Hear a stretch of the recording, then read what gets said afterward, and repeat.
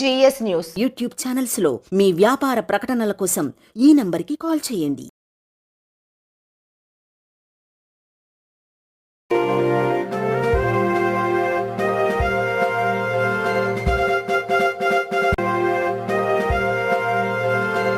గిట్టుబాటు ధర లేక యూరియా దొరక్క రైతులు తీవ్ర ఇబ్బందులు పడుతున్నారు.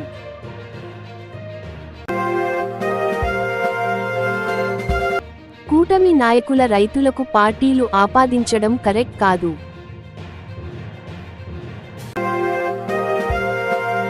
Roads to growth 5233 crores NH projects for Andhra Pradesh inaugurated. BC Janardhan Reddy garu చేస్తున్న అభివృద్ధిని చూసి ఓర్వలేకే సాక్షిలో తప్పుడు ప్రచారం చేస్తున్నారు. వైసీపీ నిర్లక్ష్యంతో అలగనూర్ రిజర్వాయర్ మరమ్మతుల ఖర్చు 3 కోట్ల రూపాయలు నుంచి రూ.36 కోట్లకు చేరింది.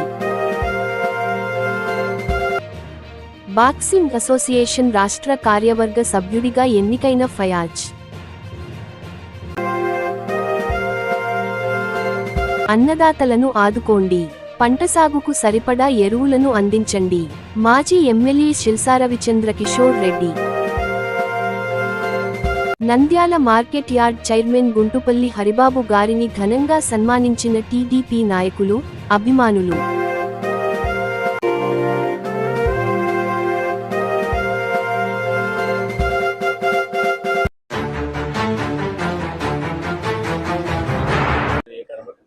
మాజీ ముఖ్యమంత్రి వైఎస్ జగన్మోహన్ రెడ్డి గారి ఆదేశాల మేరకు ఈ యొక్క కర్నూలు జిల్లాలో, ఉమ్మడి కర్నూలు జిల్లా నంద్యాలలో ఎక్కువగా యూరియా కొరత వల్ల చాలా వరకు రైతులు ఇబ్బంది పడుతూ ఉన్నారు. ఈరోజు గతంలో యూరియా ఆర్బీకేల ద్వారా మరి రైతులకు పంపిణీ చేసే పరిస్థితి ఉండేది, కానీ ఈరోజు ఆ పరిస్థితి లేదు. ఈరోజు ఖండబలం ఉండేవాందే రాజ్యమైతా ఉన్నట్టుగా ఈరోజు యూరియా కూడా ఈరోజు తెలుగుదేశం పార్టీ నాయకుల యొక్క కనుసన్నల్లోనే యూరియా అమ్ముకోవడం జరుగుతూ ఉంది. అదేవిధంగా గతంలో ఆర్బీకేలకు మేము ఏమన్నా డబ్బు చెల్లిస్తే రైతులు, మరి ఆనాడు ఆర్బీకే ద్వారా మనం అంతా కూడా బస్తాల ప్రకారంగా ఒక్కొక్క పాస్బుక్ కానీ లేకుంటే ఎన్ని కావాలన్నా కూడా ఇచ్చే పరిస్థితి ఉండేది. ఈరోజు ఆ పరిస్థితి లేదు. అందుకోసమని మరి కలెక్టర్ గారిని కలిసి మా యొక్క ఈ రైతులు ఎదుర్కొంటున్నటువంటి సమస్యల గురించి కూడా వివరించడం జరిగింది. ముఖ్యంగా నంద్యాల ప్రాంతం జిల్లాలో ఎక్కువగా ఈ యొక్క కేసీ కెనాల్ కానీ, మరి అదేవిధంగా ఎస్ఆర్బీసీ కానీ, తెలుగుగంగ కింద కూడా రైతాంగం ఎక్కువగా వరి పంట వేయడం జరుగుతూ ఉంది.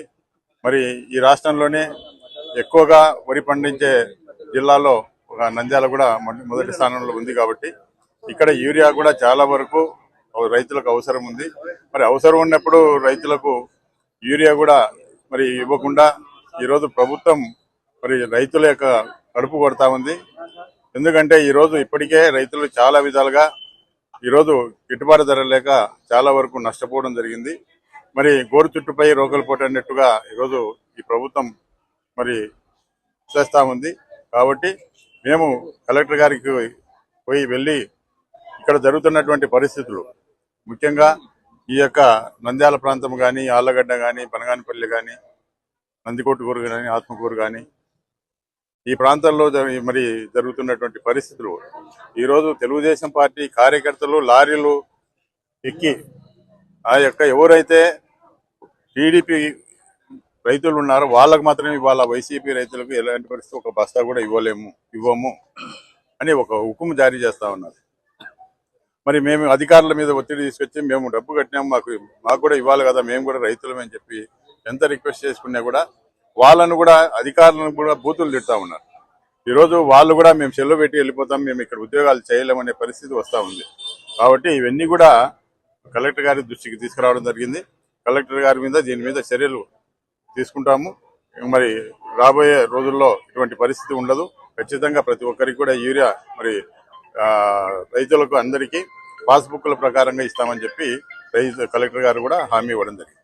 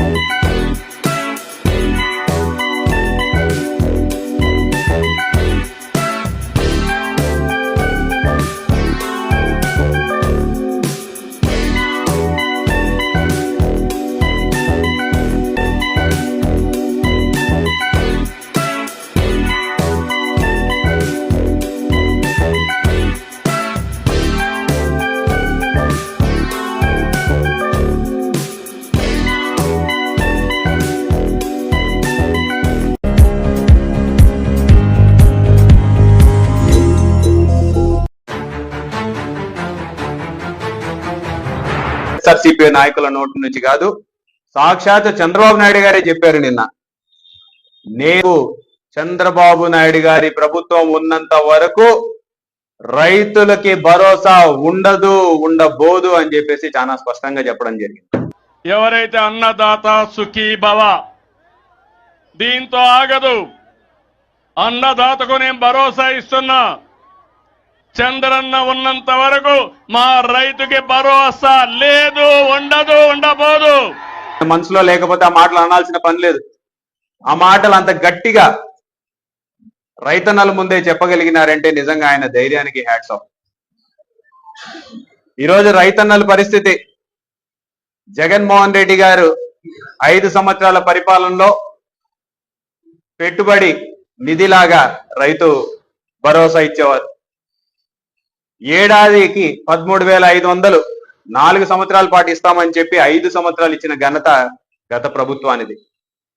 మరి ఈ ఏడాది, పోయిన ఏడాది అన్నదాత సుఖీభవ అని చెప్పేసి మొదటి నెల నుంచే ఇస్తామని చెప్పినారు, మరి ఇచ్చినారా అని చెప్పేసి అడుగుతాను. ఈ ఏడాది ఖరీఫ్ ప్రారంభమయ్యి 2 నెలలు దాటిపోయింది. ఇప్పుడు నిన్న వెళ్ళేసి అన్నదాత సుఖీభవ అంటారు. ఎంత ఇచ్చినారయ్యా అంటే 5,000 ఇచ్చి చేతులు దులుపుకుంటారు. ఎంత చెప్పినారు? 20,000 రూపాయలు ఇస్తామని చెప్పినారు. పోయిన ఏడాది ఈ ఏడాది కలిపి 40,000 రూపాయలు. ఎంత ఇచ్చారు? 5,000 రూపాయలు ఇచ్చి ఈరోజు చేతులు దులుపుకున్నటువంటి పరిస్థితి. మళ్ళీ అందరికీ వర్తింపజేస్తాం, షరతులు లేకుండా పథకాలన్నీ కూడా అమలు చేస్తామని చెప్పినటువంటి చంద్రబాబు నాయుడు గారి హయాంలో ఎంతమందికి ఇచ్చారయ్యా అంటే కేవలం 7 లక్షల మందికి మాత్రమే ఇచ్చి చేతులు దులుపుకున్నటువంటి పరిస్థితి ఈరోజు చూస్తూ ఉన్నాం.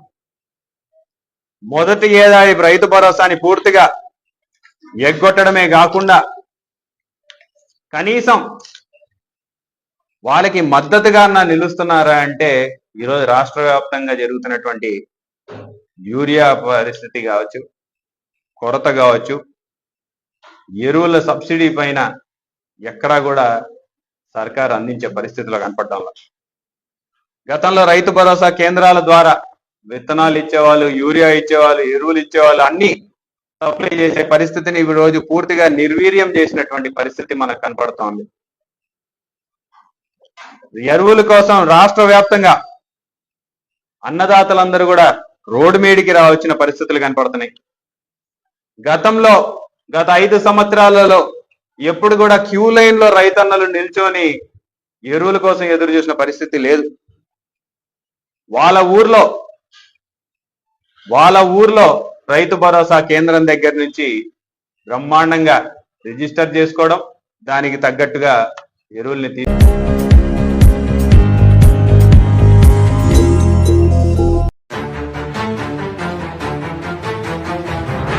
అదేవిధంగా లీగల్ అడ్వైజర్ అలీ హుస్సేన్ గారు ఈ సంవత్సర కాలంలోనే ఈ బాక్సింగ్ లో నంద్యాల జిల్లా ప్రాంతానికి చెందినటువంటి క్రీడాకారులు మంచి విజయాలు సాధించడంతో విశాఖపట్నంలో జరిగినటువంటి రాష్ట్ర కార్యవర్గ ఎన్నికల్లో నంద్యాల జిల్లా బాక్సింగ్ అసోసియేషన్ కార్యదర్శిగా ఉన్న ఫయాజ్ గారు రాష్ట్ర కార్యవర్గ కమిటీ సభ్యులుగా ఎన్నుకోవడం జరిగింది. ఈ సందర్భంగా వారికి నంద్యాల జిల్లా బాక్సింగ్ అసోసియేషన్ తరఫున అందరి తరఫున కూడా హృదయపూర్వకంగా అభినందనలు తెలియజేస్తున్నాం. అందుకే ఈరోజు ఈ సన్మాన కార్యక్రమాన్ని కూడా ఏర్పాటు చేయడం జరిగింది. ఫయాజ్ శిక్షణలో అదేవిధంగా ఆయన ఆధ్వర్యంలో కోచెస్ అందరూ కూడా పిల్లలకి మంచి శిక్షణ ఇచ్చి నంద్యాల ప్రాంతం నుండి బాక్సింగ్ లో రాష్ట్ర స్థాయిలో, జాతీయ స్థాయిలో భవిష్యత్తులో పథకాలు సాధించాలని, అందుకు అవసరమైనటువంటి సహాయ సహకారాలు అందించడానికి అసోసియేషన్ సభ్యులందరూ కూడా సంసిద్ధంగా ఉన్నారని తెలియజేస్తూ మరోసారి ఫయాజ్ కు రాష్ట్ర కార్యవర్గ కమిటీ సభ్యునిగా ఎన్నికైన సందర్భంగా హృదయపూర్వకంగా అభినందనలు తెలియజేస్తున్నారు. లీగల్ అడ్వైజర్ అలీ హుస్సేన్ మాట్లాడుతూ రాష్ట్ర స్థాయి టోర్నమెంట్ నంద్యాలలో నిర్వహిస్తామన్నారు. మన రాష్ట్రంలో ఉన్న 26 జిల్లాలలోని నంద్యాల జిల్లా నుంచి, నంద్యాల జిల్లాలోని బాక్సింగ్ అసోసియేషన్ నుంచి ఎగ్జిక్యూటివ్ మెంబర్గా ఎన్నికైన ఫయాజ్ గారికి మా హృదయపూర్వక ధన్యవాదాలు. ఆయన తన యొక్క కర్తవ్యాన్ని సక్సెస్ఫుల్గా రన్ చేసుకుంటూ ఏ విధంగా నంద్యాల జిల్లాలో సెక్రటరీగా ఉన్నారో, జిల్లా నుంచి కాకుండా స్టేట్ బాడీలో కూడా సెక్రటరీగా వ్యవహరించి పిల్లల్ని డెవలప్మెంట్ చేస్తూ వాళ్ళని ఛాంపియన్ గా ఏర్పాటు చేస్తూ రాబోయే కాలంలో ఒలింపిక్స్లలో కూడా మన జిల్లా యొక్క ఖ్యాతిని తేవాలి అని చెప్పి మనస్ఫూర్తిగా కోరుకుంటున్నాను. ఫయాజ్ మాట్లాడుతూ రాష్ట్ర కార్యవర్గ సభ్యునిగా ఎన్నిక కావడానికి సహకరించిన ద్రోణాచార్య అవార్డు గ్రహీత రాష్ట్ర బాక్సింగ్ అసోసియేషన్ అధ్యక్షులు వెంకటేశ్వర్లకు ధన్యవాదాలు తెలిపారు. నంద్యాల జిల్లా నుండి రాష్ట్ర జాతీయ బాక్సింగ్ క్రీడాకారులను తయారు చేస్తామని అన్నారు. ఈ కార్యక్రమంలో నంద్యాల జిల్లా boxing association legal adviser Ali Hussain, Nandyal lions club అధ్యక్షులు సోమేశ్ల Nagaraju, Nandyal boxing incharge Sardar, Banaganapalle boxing కోచ్లు చంద్ర, మహబూబ్ బాషా, ఆత్మకూరు ఇన్ఛార్జ్ ఉపేంద్ర, అసోసియేషన్ సభ్యులు మద్దిలేటి, ప్రసాద్, జస్వంత్, షానవాజ్, క్రీడాకారులు తదితరులు పాల్గొన్నారు.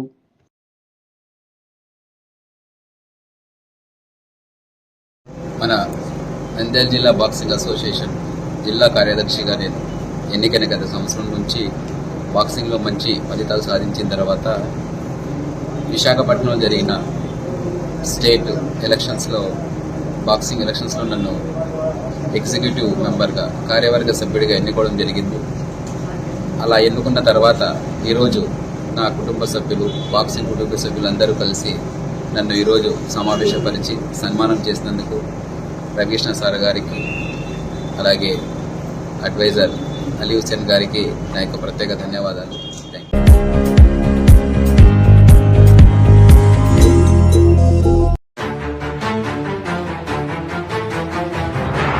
అలగనూరు రిజర్వాయర్ అది గండిపడింది. 3 కోట్లతో అయ్యేది. 2021 సంవత్సరంలో గత ప్రభుత్వంలో వైసీపీ ప్రభుత్వం అధికారంలో ఉన్నప్పుడు గండిపడింది. గతంలో ఉన్న ప్రజాప్రతినిధులు వాళ్ళనంతా ఎట్లా కమిషన్ కొట్టుకోవాలి, ఎలాగా దాని కమిషన్ల కోసం కొట్లాడి ఆ రోజు పని చేయకపోవడం వల్ల 4 ఏళ్ళు అయింది. ఇంతవరకు సాగునీరు లేదు, తాగునీరు లేదు, కనీసం పశువులకు తాగడానికి కూడా నీళ్లు లేని పరిస్థితి. మత్స్యకారులు ఎంతో మంది జీవనోపాధి కోల్పోయిన పరిస్థితి. అటువంటిది మన ప్రభుత్వం వచ్చిన తర్వాత ఇప్పుడు మన చంద్రబాబు నాయుడు గారు ఖచ్చితంగా ఆ అలగనూరు ఆ నీళ్ళన్నీ కూడా మనకు రావు, అవి కడపకే పోతాయి. అయినా ఉండేదైతే మన నియోజకవర్గంలో. కాబట్టి చంద్రబాబు నాయుడు గారు దానికి వెంటనే స్పందించి ఇప్పుడు 36 కోట్లు శాంక్షన్ చేయడం జరిగింది. అంటే 3 కోట్లతో అయ్యే పని 36 కోట్లకు పోయిందంటే చూడండి వాళ్ళ పనితీరు ఎట్లుందో. మళ్ళా మేము పాణ్యం మా అడ్డ మా గడ్డ అని గొప్పలు చెప్పుకుంటా ఉంటారు. మళ్ళీ ఇటువంటి నాయకులకు నేను 6 సార్లు ఎమ్మెల్యేను, ఇవన్నీ కనపడవా అని కూడా ఈ సందర్భంగా నేను గుర్తు చేస్తా ఉన్నా. కాబట్టి మన ప్రభుత్వము వచ్చిన తర్వాత చంద్రబాబు నాయుడు గారు ఇటు అభివృద్ధి, సంక్షేమం 2 సమపాళ్లలో తీసుకొని అభివృద్ధి వైపు పయనిస్తూ ఉన్నారు. చూడండి, ఇప్పట్లోనే మీకు అందరికీ తెలుసు, గత పాలకులను చూసాం. ఇప్పుడు జైల్లో మహిళల పట్ల అసభ్యకరంగా మాట్లాడిన వాళ్ళను పరామర్శించనికపోయిన వాళ్ళు వీళ్ళొక నాయకులా అని అడుగుతా ఉన్నా. అంతేకాకుండా ఇప్పుడు మద్యం కుంభకోణం గతంలో చూసాం మనము. కేజ్రీవాల్ జైలుకి వెళ్ళడం జరిగింది. అలాగే కల్వకుంట్ల కవిత గారు జైలుకి వెళ్ళడం జరిగింది 100 కోట్ల స్కామ్కే. ఈయన 3500 కోట్ల స్కామ్ చేశాడంటే ఇంకా అసలు ఆ పార్టీ ఉంటుందా, ఆ నాయకులు ఉంటారా అని కూడా ఈ సందర్భంగా మీకు అందరికీ తెలియజేస్తా ఉన్నా.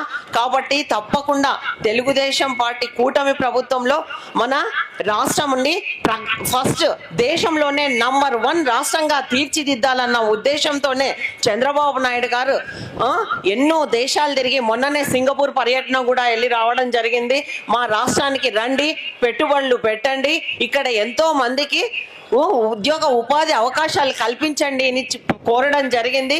కాబట్టి మన ఓర్వకల్లు మండలం కూడా మన పాణ్యం నియోజకవర్గంలోనే ఇండస్ట్రియల్ హబ్గా గతంలో చంద్రబాబు నాయుడు గారు ముఖ్యమంత్రిగా ఉన్నప్పుడే చేశారు. మళ్ళీ ఈ 1 ఇయర్ కాలంలోనే డ్రోన్ హబ్ వచ్చింది మనకి ఓరకల్లు మండలానికి. అంతేకాకుండా సెమీ కండక్టర్ వచ్చింది, రిలయన్స్ వచ్చింది, సివిక్ వచ్చింది. ఈరోజు అగస్త ఎనర్జీ ప్రాజెక్టు కూడా వచ్చింది. కాబట్టి మన ఓరకల్లు మండలం ఎంతో ఉరకలేస్తా ఉంది. అందరూ ఎక్కడెక్కడున్న పారిశ్రామికవేత్తలంతా ఓరకల్లు వైపు చూస్తూ ఉన్నారు ఈరోజు. కాబట్టి రాబోయే కాలంలో మనకి ఇక్కడనే ఎక్కువ మన పిల్లలకే చదువుకున్న యువతి యువకులకు ఉద్యోగ ఉపాధి అవకాశాలు కల్పించడానికి సాయశక్తులా కృషి చేస్తానని కూడా ఈ సందర్భంగా మీకు అందరికీ తెలియజేసుకుంటా ఉన్నా.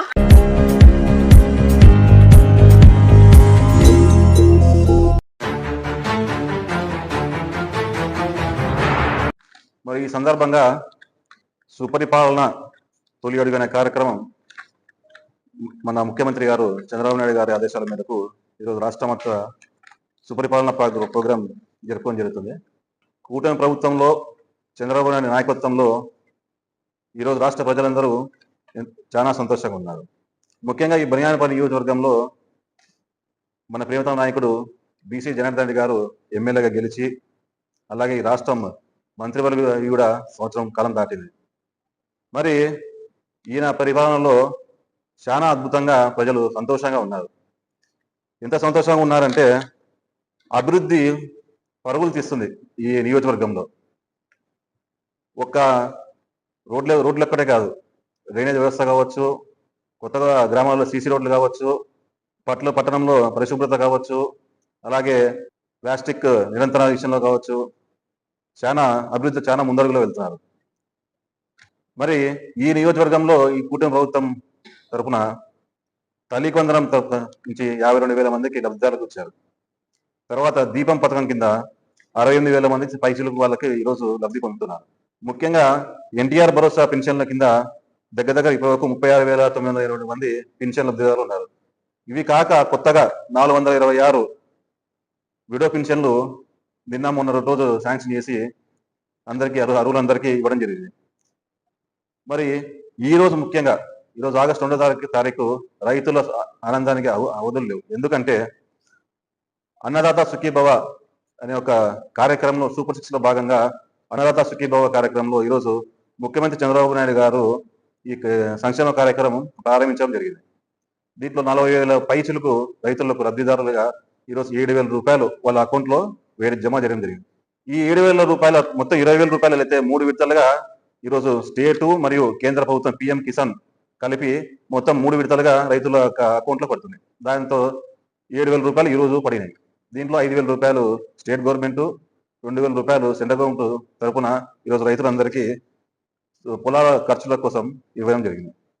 మరి ఇంత సంతోషంగా ఉన్న ఈ రాష్ట్రంలో వైఎస్ఆర్ కాంగ్రెస్ పార్టీ వారు ఎప్పుడు బురద జల్లాల కూటమి ప్రభుత్వం మీద, అలాగే బనియానపల్లి నియోజకవర్గంలో వైసీపీ నాయకులు కార్సన్ రామిరెడ్డి గారు ఎప్పుడెప్పుడు బీసీ జనార్దన్ మీద బురద జల్లాలా, తప్పుడు ఆరోపణ చేయాలా అని చెప్పి రెడీగా ఉంటాడు. మాజీ ఎమ్మెల్యే గారు అట్లే ఉన్నారు, ఆయన కార్యకర్తలు అట్లే ఉన్నారు. ఈ విషయం ఎందుకు చెప్తున్నానంటే అభివృద్ధిలో బ్రాండ్ అంబాసిడర్ బనియానపల్లి నియోజకవర్గం ఎవరైనా ఉన్నారంటే అది బీసీ జనార్దన్ రెడ్డి గారు మాత్రమే. ఎంత అభివృద్ధి చేశారో అందరికీ తెలుసు. మరి నిన్నటి దినం వాటర్ ప్లాంట్ తీసేశారు, మేము కట్టించిన వాటర్ ప్లాంట్ తీసేశారని చెప్పి నిన్న చాలా మంది వచ్చి ధర్నా చేశారు. మరి పేపర్లో సాక్షి కరపత్రికలు ఏం రాశారంటే మంత్రి బీసీ జనార్దన్ రెడ్డి ప్రైవేట్ గుండాల దుర్మార్గ చర్య. ఇది మీ సాక్షిలో నువ్వే చెప్పాలా. బనియానపల్లి నియోజకవర్గంలో గుండాలు రౌడీ షీట్లు ఎవరు నువ్వే చెప్పాలా. మాజీ ఎమ్మెల్యే గారు మీరే చెప్పాలి. ఎందుకంటే బీసీ జనార్దన్ దగ్గర ఉన్న వాళ్ళంతా కార్యకర్తలు, ఎవరు రౌడీ షీటర్లు ఎవరు లేరు. మరి దుర్మార్గ చర్య అని చెప్పి నిన్న భారీ ర్యాలీతో అక్కడ రావడం జరిగింది. వాటర్ ప్లాంట్ పడగొట్టారని. అయ్యా కార్సన్ మీద నేను ఒకటే అడుగుతున్నా, వాటర్ ప్లాంట్ విషయంలో నియోజకవర్గంలో మీరు ఎక్కువ పెట్టారా, జనార్దన్ రెడ్డి గారు ఎక్కువ పెట్టారా? వాటర్ ప్లాంట్ యొక్క ప్రాముఖ్యత, వాటర్ ప్లాంట్ యొక్క వాల్యూ బీసీ కుటుంబానికి తెలిసినంతగా ఎవరికి తెలియదు. ఈ విషయం ఎందుకు చెప్తున్నా అంటే బీసీ జనార్దన్ కావచ్చు, బీసీ రాజిరెడ్డి గారు కావచ్చు, వారి సొంత నిధులతో పెట్టినారు వాటర్ ప్లాంట్లు. ప్రజలకు తాగునీటి సమస్య ఉండకూడదు, ప్రజలకు తాగునీరు అందించాలనే ఒక ముఖ్య ఉద్దేశంతో వారు అధికారం ఉన్నా అధికారం లేకున్నా రాజకీయం రాకముందు కూడా వారి కుటుంబం గారు మొత్తం వాటర్ ప్లాంట్లు పెట్టడం జరిగింది నియోజకవర్గంలో. వేయంచెల దాటి నుంచి చూసుకుంటే నియోజకవర్గ మధ్యస్థానం వరకు మొత్తం అన్ని బీసీ కుటుంబం నుంచి పెట్టిన వారి వాటర్ ప్లాంట్. మరి ఈరోజు మీ వ్యక్తిగత స్వలాభం కోసం అటుపక్క డెవలప్మెంట్ ప్రోగ్రామ్ జరుగుతుంటే వరంపల్లి పట్టణంలో మీ కళ్ళు మండి ఎట్లయినా సరే బీసీ జనార్దన్ మంచి పేరు వస్తుంది, దీన్ని చెడగొట్టాలా అని చెప్పి షాదీఖానా డెవలప్మెంట్ కోసం, పంచాయత్ బోర్డు డెవలప్మెంట్ కోసం, ట్రాఫిక్ సమస్య కోసం, అభివృద్ధి కోసం నిన్న అక్కడ కార్యక్రమం చేపడితే తెలుగుదేశం పార్టీ వారు మీరు వచ్చి లేనిపోయినవన్నీ అబద్ధాలు చెప్తారు. అయ్యా కాసనాయుడు గారు, మీ ప్రభుత్వం మొదలైందే ప్రజావేదిక కూల్చినారు. మరి ప్రభుత్వ సొమ్మును మొదటగా దుర్వినియోగం చేసింది ఎవరు? మీ ప్రభుత్వం, అప్పట్లో మీ నాయకుడు జగన్మోహన్ రెడ్డి గారు. సరే, ఈరోజు బీసీ జనార్దన్ రెడ్డి గారు బనియాముల పట్టణం యొక్క అభివృద్ధి కోసం ఎంత తపన పడుతున్నారో పట్టణ ప్రజలు మొత్తం తెలుసు. కేవలం షాదీఖానా స్థలం, తర్వాత వక్ఫ్ బోర్డు స్థలం, పంచాయత్ బోర్డు స్థలంలో ఉన్నటువంటి అక్రమాలను తొలగించారు తప్ప ఏ వ్యక్తిగత స్వలాభం కోసం మీ మీద ఖచ్చితంగా కాదు. తర్వాత మీరే చూస్తారు కదా రేపొద్దున ఆ స్థలంలో ఎటువంటి అభివృద్ధి కార్యక్రమాలు చేస్తారో మీరు నోట్ చేసుకోండి. బీసీ జనార్దన్ రెడ్డి గారు ఆ రోజు చెప్తున్నారు, ఈ రోజు చెప్తున్నారు. బనియాముల పట్టణ అభివృద్ధి ఆయన మొదటి లక్ష్యం, ముస్లింల యొక్క అభివృద్ధి ఆయన లక్ష్యం, షాదీఖానా యొక్క అభివృద్ధి ఆయన లక్ష్యం. కాబట్టి ఈ చర్యలన్నింటికి అవాస్తవాలని చెప్పి కాసనాయుడు చేసినటువంటి ఆరోపణ అనే వాస్తవం చెప్పి ఈ సందర్భంగా చెప్తున్నాను. తర్వాత డ్రైనేజ్ వ్యవస్థ కావచ్చు, పట్టణంలో అభివృద్ధి పనులు కావచ్చు, చాలా స్పీడ్గా జరుగుతున్నాయి.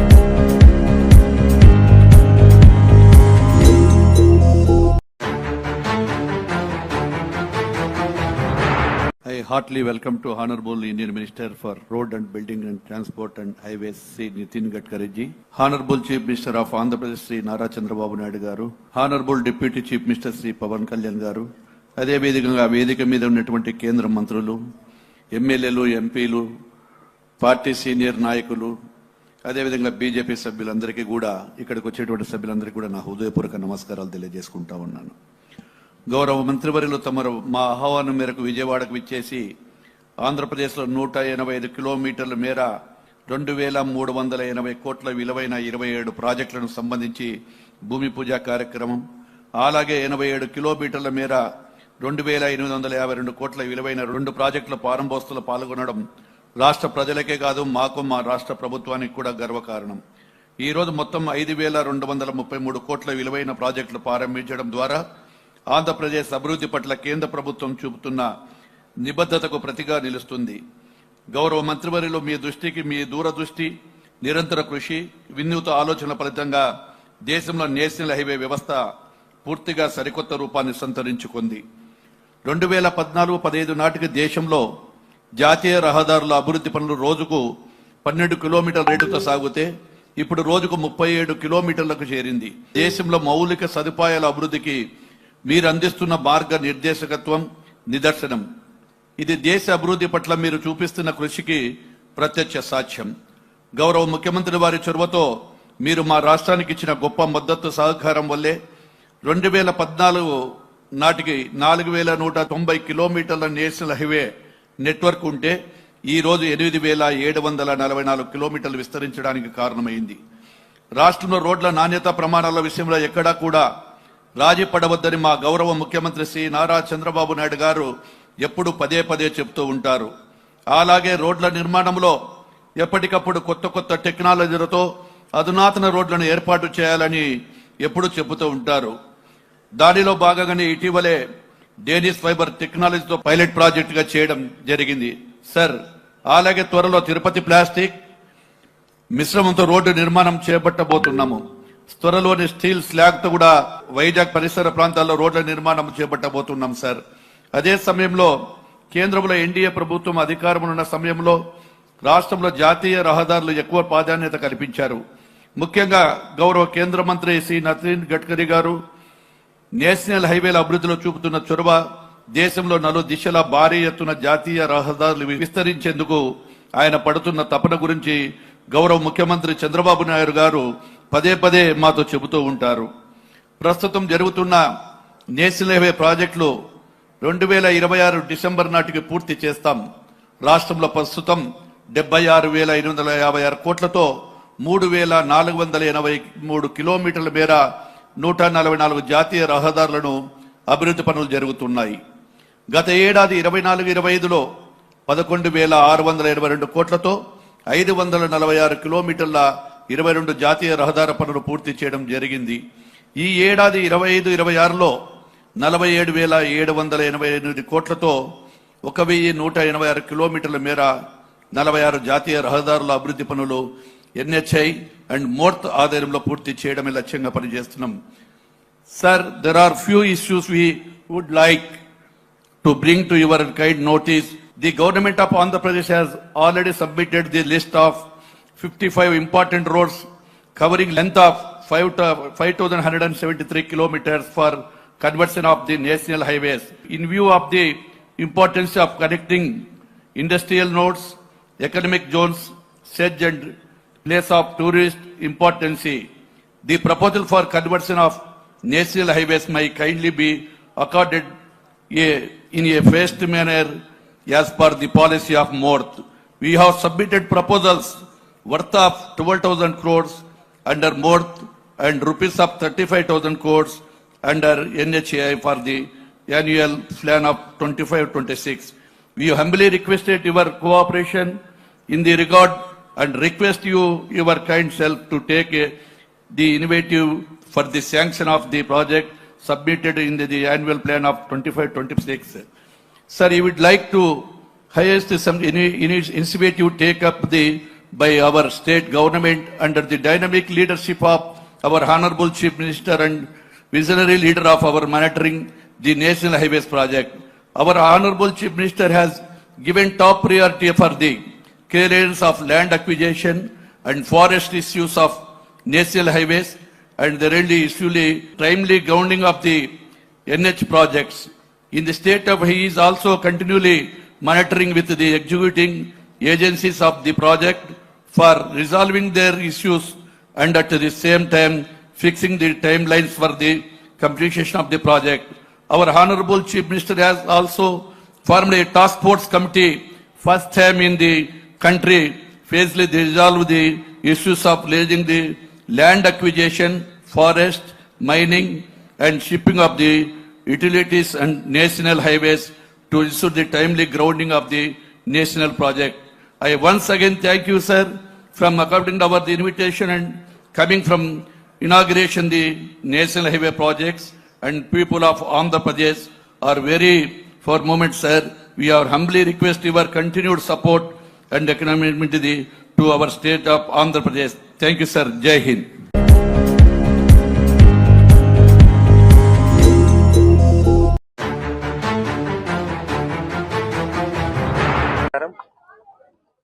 ఎక్కడైనా రైతే రాజు అని చెప్తారు. ఈ చంద్రబాబు నాయుడు ప్రభుత్వంలో రైతును కూలీగా మార్చి పనులు చేస్తూ ఉన్నారు తప్ప వేరే ఏం చేయడం. అవసరానికి కావాల్సిన టైంలో విత్తనాలు ఇవ్వరు, అవసరానికి కావాల్సిన టైంలో ఎరువుల కొరత పెట్టి చేస్తారు. ఇక్కడ మేము పోయి ఆఫీసర్లను అడిగితే వాళ్ళు క్యాలిక్యులేషన్ ఫిగర్స్తో చెప్తా ఉన్నారు, కొరత లేదు, ఈ రకంగా వచ్చింది, జూలైలో ఇంత రావాలా, దాని ప్రకారమే వచ్చింది, ఆగస్టులో ఇంత వచ్చింది, ప్రాబ్లం అయితే యూరియా కొరతనే లేదు అని చెప్తున్నారు. ఒక్కసారి గ్రామాలలోకి పోయి విలేజ్లలోకి పోయి రైతులకు పోయి అడిగితే వాళ్ళ కష్టం వర్ణనాతీతం. కొరత లేనప్పుడు యూరియా బ్లాక్లు ఎందుకు అమ్ముతారు, బ్లాక్లు ఎందుకు కొనుక్కుంటారు? క్లియర్గా ఇక్కడి నుంచేమో వస్తూ ఉంది. అక్కడ కూటమి నాయకులు, తెలుగుదేశం నాయకులు ఆఫీసులలో కూర్చొని తనకు కావాల్సిన వాళ్లకు మాత్రమే ఎకరాకు వీళ్ళ అంచనా ప్రకారం 2 మూటలు కావాలి అంటే వాళ్లకు కావాల్సినంత సప్లై చేసుకుంటా ఇప్పుడే వీడియోలతో సహా డీసీ గారికి సబ్మిట్ చేయడం కూడా జరిగింది. ఏ రకంగా తెలుగుదేశం నాయకులు జులుం చలాయించి చేస్తా ఉన్నారనేది కూడా తనకు కావాల్సినంత ఇచ్చుకుంటూ, ఆశ్చర్యకరమైన విషయం, బాధాకరమైన విషయం ఏమంటే రైతులను తెలుగుదేశం రైతు, వైసీపీ రైతు అని విడగొట్టి ఆలోచన చేసేంత దుర్మార్గపు ఆలోచనకు ఈ కూటమి ప్రభుత్వం వస్తూ ఉందని చెప్పేసి చెప్పక తప్పదు. ఈ రకంగా వాళ్ళు చేసుకుంటా పోతా లేకుండా లేని కొరతను సృష్టించి రైతుల వెన్నెముకను విరుస్తూ ఉన్నారు. సరైన టైంలో ఫర్టిలైజర్స్ వేయకుంటే పంట ఏ రకంగా నాశనం అవుతుందో తెలుసు అందరికీ.